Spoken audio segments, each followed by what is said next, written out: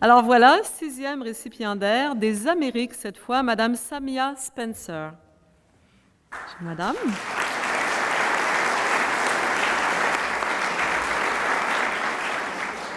Madame Spencer est professeure de français à l'Université d'Auburn en Alabama et consul honoraire de France en Alabama.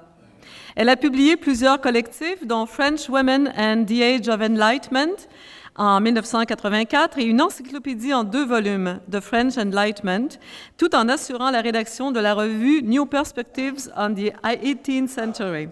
Madame Spencer a découvert le Québec dans les années 1980. Elle a commencé par étudier la presse féminine québécoise avant de consacrer plusieurs articles au développement de la langue française au Québec, ainsi qu'aux députés et ministre québécoise.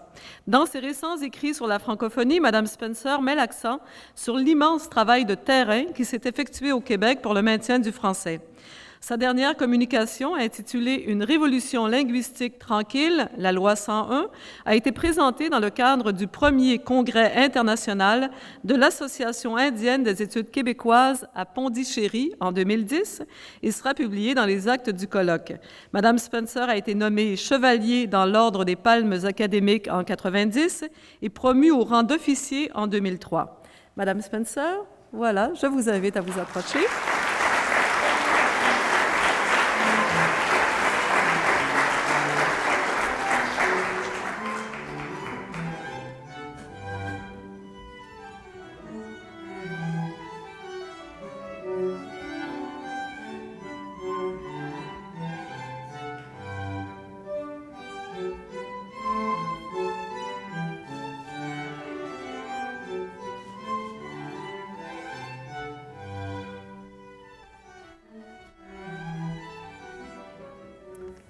C'est avec énormément de plaisir, d'émotion et autant d'humilité que je reçois l'insigne honneur que vous m'accordez aujourd'hui et que je tiens à partager avec tous ceux qui m'ont permis de développer ma passion pour la langue française et qui m'ont fait découvrir le Québec, son peuple et sa culture.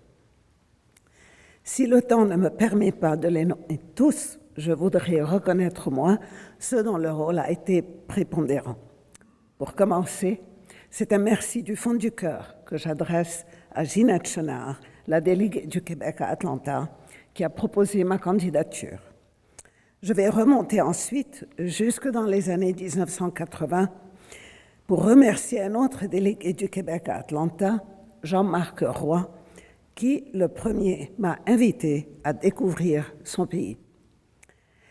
Ayant toujours été axée vers la France dans mes études de français, je ne savais pas grand-chose sur le voisin du Nord, sauf que, quelque part, on y parlait la langue de Molière. Au cours de ce voyage initiatique, je pensais trouver un peuple nordique, courtois et distant. Quelle n'a été ma surprise de rencontrer des gens généreux et chaleureux, au tempérament méridional, qui m'ont accueilli à bras ouverts et dont je me suis tout de suite sentie très proche.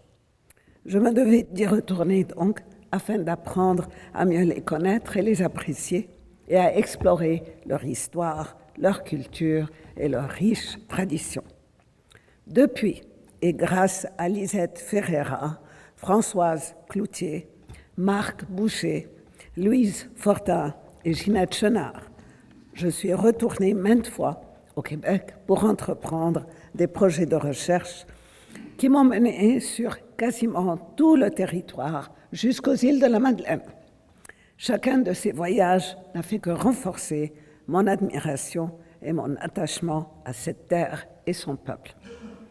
Je voudrais exprimer également ma reconnaissance à quelques amies québécoises que j'ai rencontrées en cours de route et qui ont toujours soutenu mon travail, qui m'ont comblé de matériel, de livres, d'articles de journaux et qui m'ont surtout entouré de leur amitié et leur affection. Merci Nadia Asimopoulos, Athéna Ephrem, Céline Hervieux-Payette, Denise Plamondon et Louise Harel, qui m'a fait le meilleur compliment au monde. Un compliment que je n'oublierai jamais. Elle m'a dit « Madame, vous êtes québécoise de cœur. Que puis-je souhaiter de plus ?»